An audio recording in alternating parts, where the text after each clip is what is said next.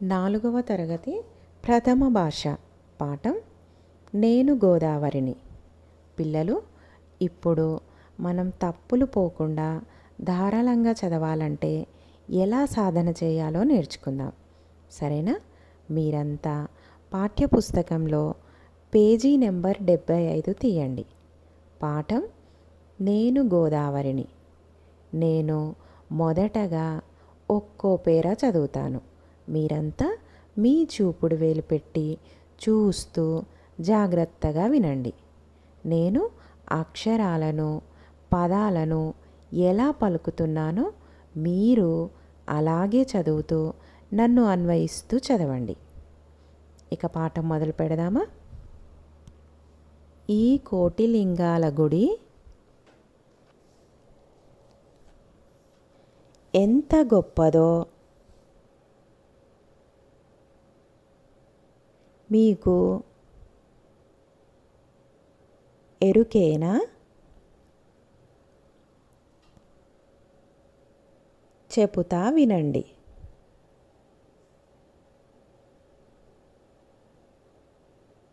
కోటిలింగాలు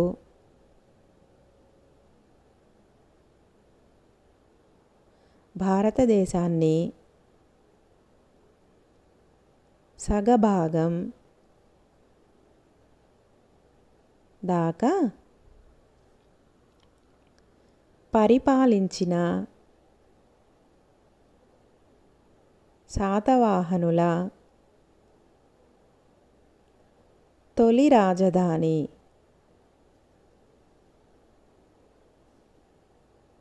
ఇక్కడికి ఎంతోమంది బౌద్ధ భిక్షులు వచ్చేవాళ్ళు. ఇక్కడ క్రీస్తు శకం 1వ శతాబ్దంలో హాలుడనే రాజు 700 కథలతో గాథా సప్తశతి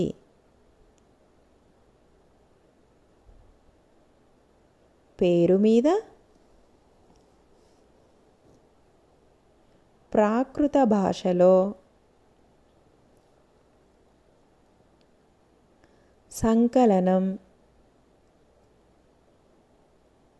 చేశాడు. పాత చరిత్రకారుడు మెగస్తనీసు ఇండికా అనే గ్రంథంలో భారతదేశంలో తను చూసిన గొప్ప కోటగోడల నగరంలో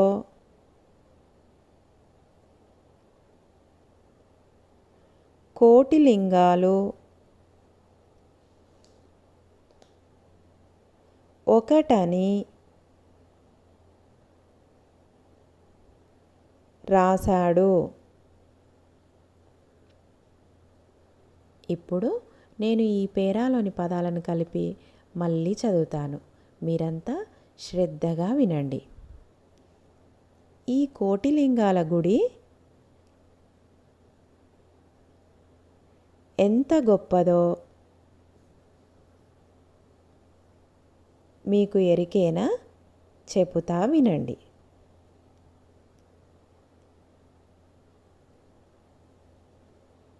కోటిలింగాలు భారతదేశాన్ని సగభాగం దాకా పరిపాలించిన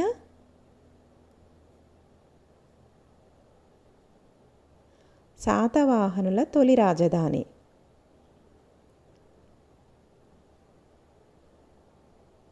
ఇక్కడికి ఎంతోమంది బౌద్ధ భిక్షులు వచ్చేవాళ్ళు. ఇక్కడ క్రీస్తు శకం 1వ శతాబ్దంలో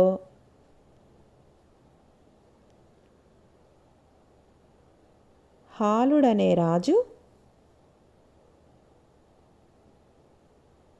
700 కథలతో గాథాసప్తశతి పేరు మీద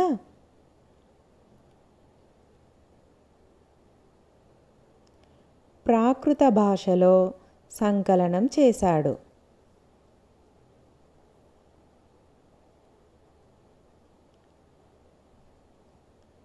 పాత చరిత్రకారుడు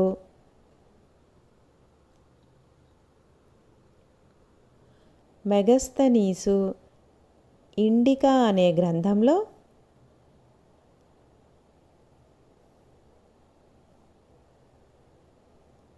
భారతదేశంలో తను చూసిన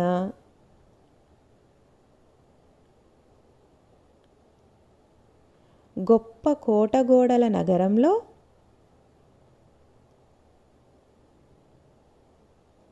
కోటిలింగాలు ఒకటని రాశాడు.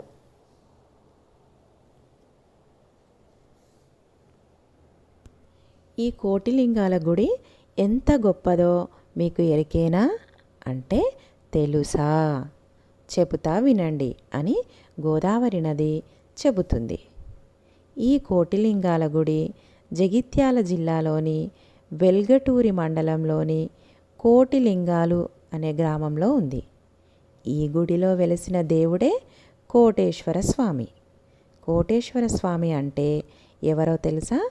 త్రిమూర్తులలో ఒకరైన శివుడు. ఈయన కోరిన వారి కోరికలను తీర్చుతాడు. ఇది తెలంగాణ జిల్లాలో ఒక గొప్ప శైవక్షేత్రం. భారతదేశాన్ని సగభాగం దాకా పరిపాలించిన శాతవాహనుల తొలి రాజధాని ఈ కోటిలింగాలు. ఇక్కడ తొలి అంటే అర్థం మొదటి. తొలి అంటే అర్థం మొదటి. పెన్సిల్తో గీత గీసుకొని అక్కడే పాఠ్యపుస్తకంలో రాసుకోండి. పూర్వం భారతదేశాన్ని అనేక రాజవంశీయులు పరిపాలించారు. వారిలో శాతవాహన వంశానికి చెందిన వారే శాతవాహనులు. వీరు భారతదేశాన్ని సగభాగం దాకా పరిపాలించారు. వీరి తొలి రాజధాని కోటిలింగాలు. తొలి అంటే అర్థం మొదటి అని ఇంతకుముందే తెలుసుకున్నాం కదా. తొలి అనే పదంతో ఒక సొంత వాక్యం చెప్పుకుందాం. తెలుగువారికి తొలి పండుగ ఉగాది. ఇక్కడికి ఎంతోమంది బౌద్ధ భిక్షులు వచ్చేవాళ్ళు. బౌద్ధ భిక్షులు అంటే బౌద్ధ మత సన్యాసులు. వీరిలో ఎంతోమంది కోటిలింగాల గుడిని దర్శించుటకు వచ్చేవాళ్ళు. ఇక్కడ క్రీస్తు శకం 1వ శతాబ్దంలో హాలుడనే రాజు 700 కథలతో గాథాసప్తశతి పేరు మీద ప్రాకృత భాషలో సంకలనం చేశాడు. అంటే గ్రామీణ భాషలో అనువాదం చేశాడు. ఇక్కడ మీకొక విషయం తెలియాలి. అదేమిటంటే క్రీస్తు శకం అంటే యేసుక్రీస్తు పుట్టిన తరువాత అని అర్థం. క్రీస్తు పూర్వం అంటే యేసుక్రీస్తు పుట్టక ముందు అని అర్థం. సంకలనం అంటే అనువాదం, కలపడం, మార్చడం అనే అర్థాలు వస్తాయి. హాలుడు అంటే ఎవరో తెలుసా? హాలుడు ఒక రాజు మాత్రమే కాదు, ఒక కవి కూడా. ఈయన అనేక మంది కవులకు ఆశ్రయాన్ని కల్పించేవాడు. అందుకే ఈయనకు కవివత్సలుడు అనే బిరుదు కూడా కలదు. ఈయన క్రీస్తు శకం 1వ శతాబ్దంలో 700 కథలతో కూడిన గాథాసప్తశతి అనే గ్రంథాన్ని ప్రాకృత భాషలో రచించాడు. ప్రాకృత భాష అంటే సంస్కృతం నుంచి పుట్టిన ఒక భాష. సంకలనం అంటే అర్థం అనువాదం, కలుపడం అనే అర్థాలు వస్తాయి. సంకలనం అంటే అనువాదం చేయటం జరిగింది.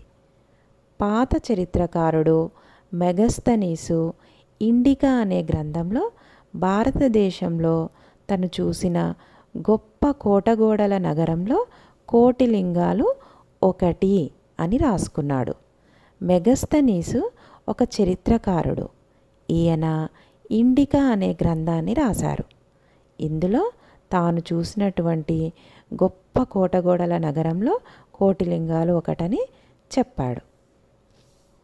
నేను తర్వాత పేరాన్ని చదువుతాను. మీరంతా మీ చూపుడు వేలు పెట్టి చూస్తూ జాగ్రత్తగా వినండి. నేను అందరికీ వెలుతురును కూడా ఇస్తాను. ఇదేమిటి? నీళ్ళు వెలుతురు ఇచ్చుడేమిటి?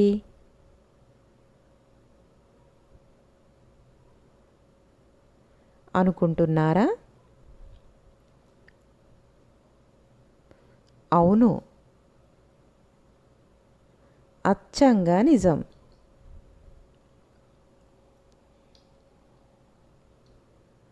నా ఒడ్డున ఎంత బొగ్గున్నదో తెలుసా?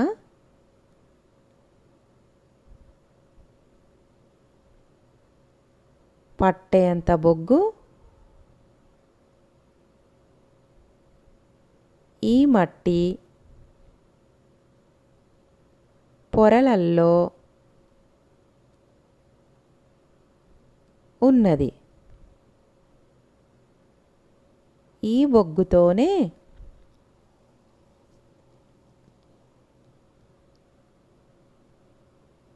విద్యుత్ తయారు చేస్తారు.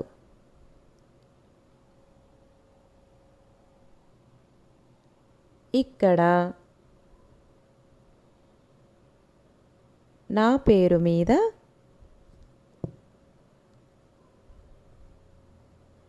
ఒక ఊరు కూడా వెలిసింది. దాని పేరు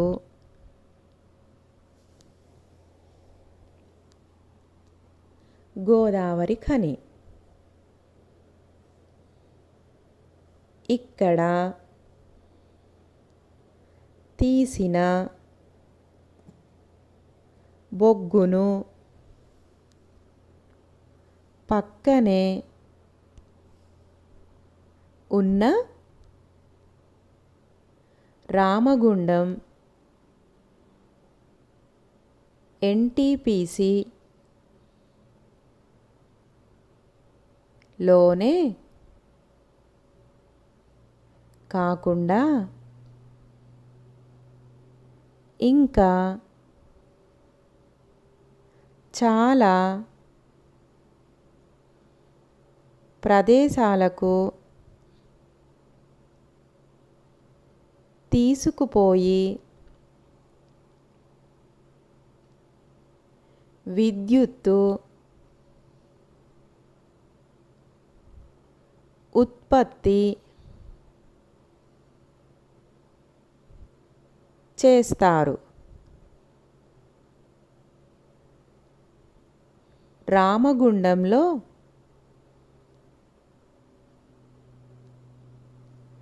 తయారయ్యే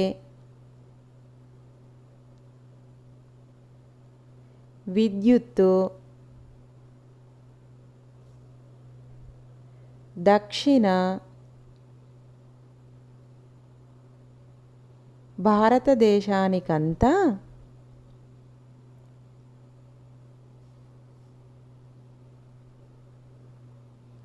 వెలుగు పంచుతున్నది.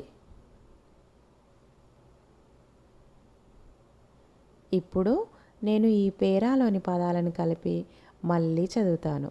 మీరంతా శ్రద్ధగా వినండి. నేను అందరికీ వెలుతురును కూడా ఇస్తాను.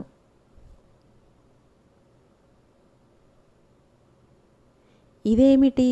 నీళ్లు వెలుతురు ఇచ్చుడేమిటి?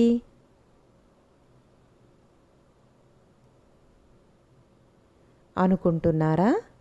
అవును, అచ్చంగా నిజం.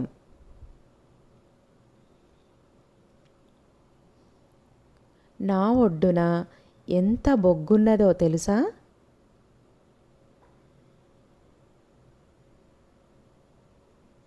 పట్టేంత బొగ్గు ఈ మట్టి పొరలల్లో ఉన్నది.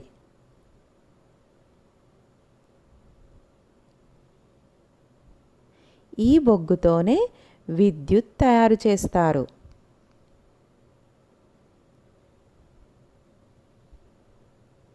ఇక్కడ నా పేరు మీద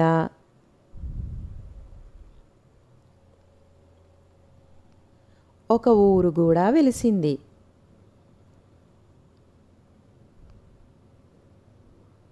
దాని పేరు గోదావరి ఖని.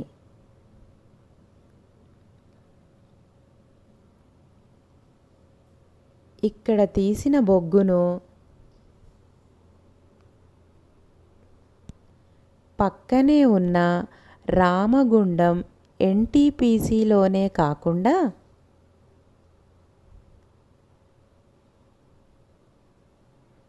ఇంకా చాలా ప్రదేశాలకు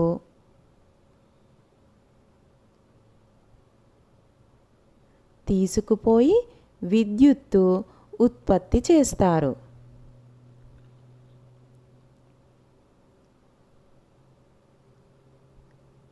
రామగుండంలో తయారయ్యే విద్యుత్తు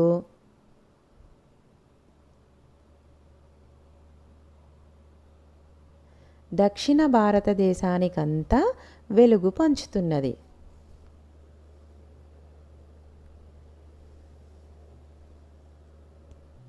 నేను అందరికీ వెలుతురును కూడా ఇస్తాను. ఇదేమిటి?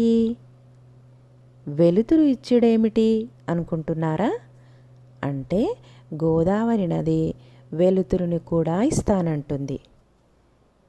గోదావరిలో ఉండేవి నీళ్లు కదా, నీళ్లు వెలుతురుని ఇచ్చుడేమిటి అని అనుకుంటున్నారా? ఇది అచ్చంగా నిజం. ఎలా అంటే నీళ్లతో విద్యుత్ను తయారు అవుతుంది కదా. మరి మనకు కరెంటుతో లైట్లు వెలుగుతాయి. అందుకు గోదావరి నది వెలుగునిస్తాను అని చెబుతుంది. నా ఒడ్డున అంటే గోదావరి నది ఒడ్డున ఎంత బొగ్గున్నదో తెలుసా? మట్టి పొరలల్లో చాలా బొగ్గు ఉన్నది. ఈ బొగ్గుతోనే విద్యుత్ను తయారు చేస్తారు. ఇక్కడ గోదావరి నది పేరు మీద ఒక ఊరు కూడా వెలిసింది. దాని పేరే గోదావరి ఖని. వెలుతురు అనే పదానికి వ్యతిరేక పదం చీకటి. వెలుతురు అనే పదంతో ఒక సొంత వాక్యం చెప్పుకుందాం. సూర్యుడు మనకు వెలుతురును, వేడిని ఇస్తాడు. విద్యుత్ అనే పదంతో కూడా ఒక సొంత వాక్యం చెప్పుకుందాం. విద్యుత్ను పొదుపుగా వాడుకోవాలి. ఇక్కడ తీసిన బొగ్గును పక్కనే ఉన్న రామగుండం ఎన్టీపీసీలోనే కాకుండా ఇంకా చాలా ప్రదేశాలకు తీసుకొని పోయి విద్యుత్ ఉత్పత్తి చేస్తారు. రామగుండం ఎన్టీపీసీ అనేది ఒక విద్యుత్ క్షేత్రం. గోదావరి నది ఒడ్డున గల మట్టి పొరల్లోని బొగ్గుతో పక్కనే ఉన్న రామగుండం ఎన్టీపీసీలో విద్యుత్ను ఉత్పత్తి అంటే తయారు చేస్తారు. ఇక్కడ మాత్రమే కాదు, ఈ బొగ్గును చాలా ప్రదేశాలకు తీసుకుపోయి విద్యుత్ను ఉత్పత్తి చేస్తారు. ఎన్టీపీసీ అంటే ఏమిటో తెలుసా? National thermal power corporation. ఇది ఒక విద్యుత్ ఉత్పాదక సంస్థ, అంటే విద్యుత్ను ఉత్పత్తి చేసే సంస్థ. ఈ రామగుండం ఎన్టీపీసీలో తయారయ్యే విద్యుత్తు దక్షిణ భారతదేశానికంతటికీ వెలుగును పంచుతుంది. ఇప్పుడు కొన్ని వచనాలను చెప్పుకుందాం. రాజు అనే పదానికి బహువచనం రాజులు. కథ అనే పదానికి బహువచనం కథలు. గ్రంథం అనే పదానికి బహువచనం గ్రంథాలు. నగరం అనే పదానికి బహువచనం నగరాలు. పొర అనే పదానికి బహువచనం పొరలు. ఊరు అనే పదానికి బహువచనం ఊళ్ళు. ఉత్పత్తి అంటే అర్థం ఏమిటో తెలుసా? ఉత్పత్తి అంటే అర్థం తయారు చేయుట. జననం, పుట్టుక అనే అర్థాలు వస్తాయి. ఉత్పత్తి అంటే అర్థం తయారు చేయుట, జననం, పుట్టుక. పెన్సిల్తో పాఠ్యపుస్తకంలో అక్కడే రాసుకోండి. ఉత్పత్తి అనే పదంతో ఒక సొంత వాక్యం చెప్పుకుందాం. చెరకుతో పంచదారను ఉత్పత్తి చేస్తారు. తర్వాత పేర. ఇక అక్కడి నుండి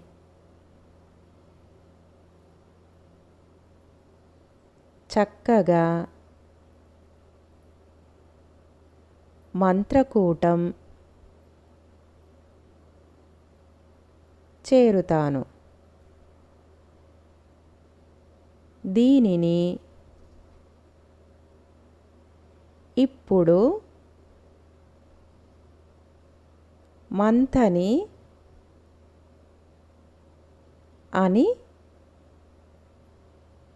పిలుస్తున్నారు. గతంలో దీనిని మంత్రపురి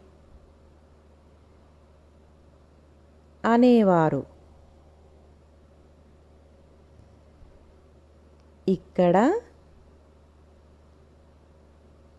నా ఒడ్డునే గౌతమేశ్వర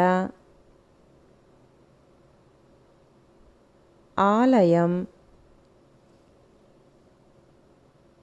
ఉన్నది. అట్లనే మంథనిలో అతి ప్రాచీనమైన భిక్షేశ్వరుని గుడి, ఓంకారేశ్వరుని గుడి,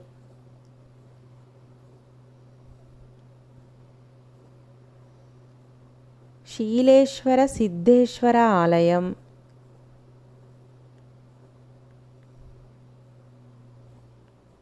మహాలక్ష్మి గుడి,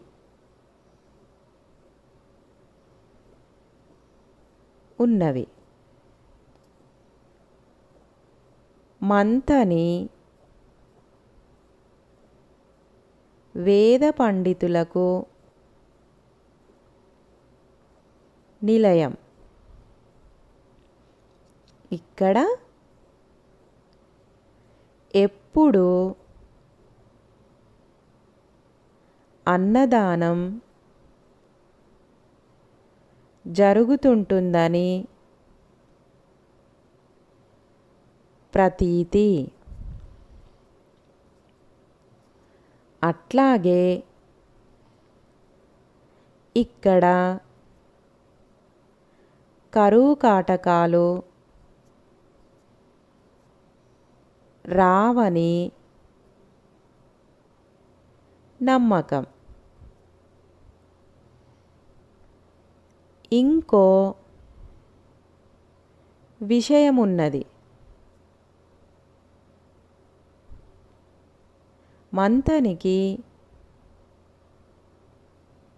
కొద్ది దూరంలో మొసళ్ళను సంరక్షించే కేంద్రం ఉన్నది.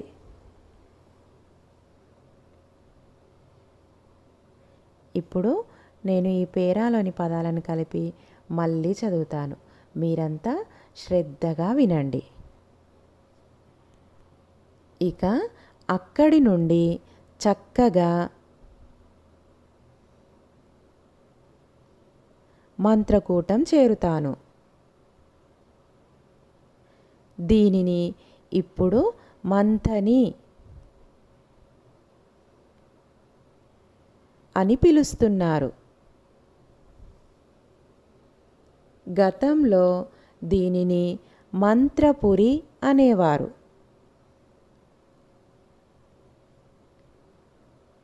ఇక్కడ నా ఒడ్డునే గౌతమేశ్వర ఆలయం ఉన్నది.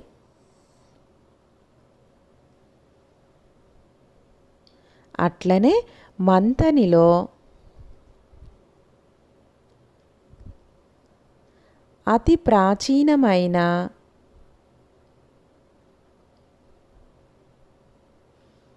భిక్షేశ్వరుని గుడి, ఓంకారేశ్వరుని గుడి,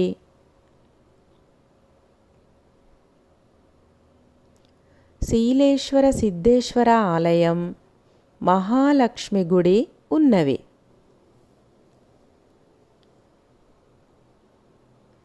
మంథని వేద పండితులకు నిలయం.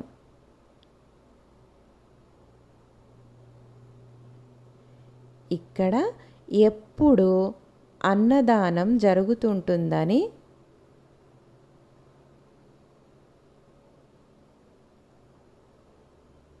ప్రతీతి. అట్లాగే ఇక్కడ కరువు కాటకాలు రావని నమ్మకం.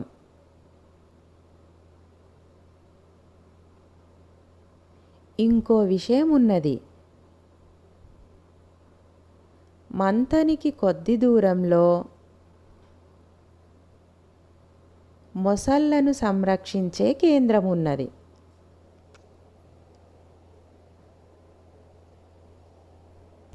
ఇక అక్కడి నుండి అంటే రామగుండం నుంచి చక్కగా మంత్రకూటం చేరుతుంది గోదావరి నది.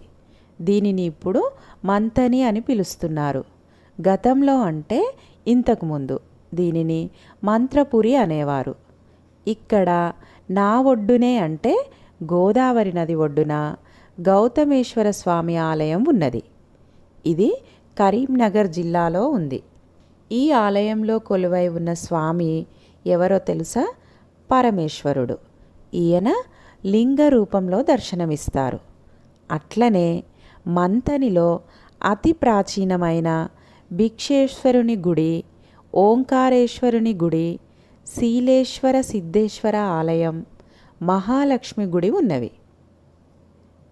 గతం అంటే అర్థం ఇంతకు ముందు, గడిచిపోయిన అనే అర్థాలు వస్తాయి. పాఠ్యపుస్తకంలో పెన్సిల్తో గీత గీసుకొని అక్కడే అర్థాలు రాసుకోండి. ప్రాచీనమైన అంటే పురాతనమైన అనే అర్థం వస్తుంది. మంథని వేద పండితులకు నిలయం. ఇక్కడ ఎప్పుడూ అన్నదానం జరుగుతుంటుందని ప్రతీతి.